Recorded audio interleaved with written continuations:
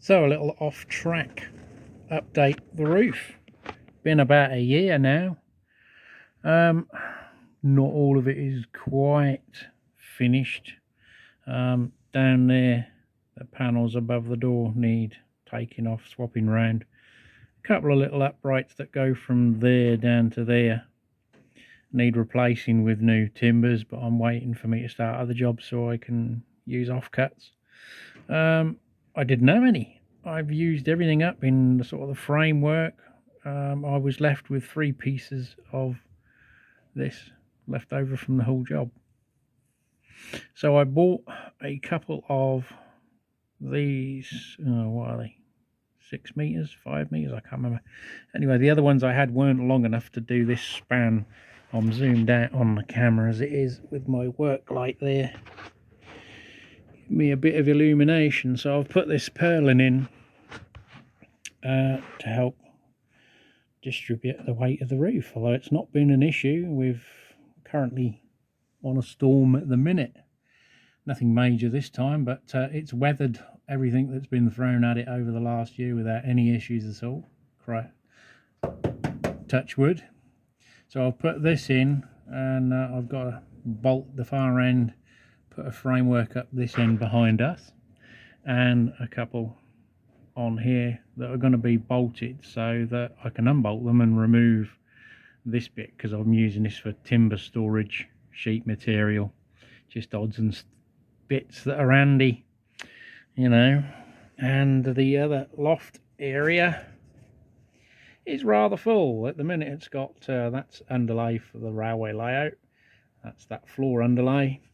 I've got a couple of rolls of loft insulation that I've picked up for free to obviously insulate the layout shed when that's built, and most of this contents is what I cleared out of the other sheds.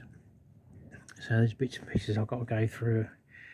You know, it's one of those round to it jobs. There's also an exhibition layout that I stripped all the track off. There's the 2 runs. There's a couple of other pieces of Sundella if I squeeze past here, which I can't do when I'm wearing my coat. There's all of the 4 curved sections that join together. So as you can see, everything else is there. There's a little bit of staining there, but I think that was from when it was all folded up when I was building the roof. So no issues whatsoever, thankfully, as I squeeze back. So the reason I'm beefing the roof up, this needed to be done anyway, but it's quite a large expanse up here at a low angle. Down there, so down there between the Volkswagen Beetle, there you will see some black frames. There are 9 solar panels there with all the various bits and pieces. No battery. I'm doing a grid tied system. So panels are going on this side of the roof, and we're going to put solar in here, so hopefully it will offset some daytime electric. And a damn sight cheaper than the quotes that are in, about just under £4 for a non-battery system with 8 panels, and I've bought 9 panels and an inverter for just under 1200. So my garage is still packed. I haven't got my garage back, so we've got the solar panels there and all the electrical gumph, and I've also gained my old kitchen, which is in the bloody way, and the old units that I had in my conservatory, which I've now utilised some of my kitchen units to replace these ones.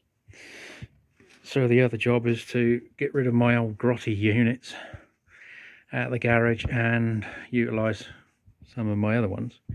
And down there at floor level is one of the insulation panels that was used to build the whole room, because I never got around to concreting that bit. So I'm going to rip all that out. Got to move all this crap, concrete the floor, and put a little kitchen unit and reinstate it, then sort all this bit out. And that's not all. Hopefully we're not going to get blown out with wind noise, but down here you can see this is our MOT stuff around this area. It's cast stone, which is why it's that colour. sub base here for a patio, and part of it will come up to here, and that's the start of what will be hopefully the layout shed. So I've got to sort that little bit, the ground levels, move all of that stuff still, and lay a new sewer pipe all the way across here before I even attempt to look at putting a base down. So that's the off-track update with lots of wheelbarrows and slabs.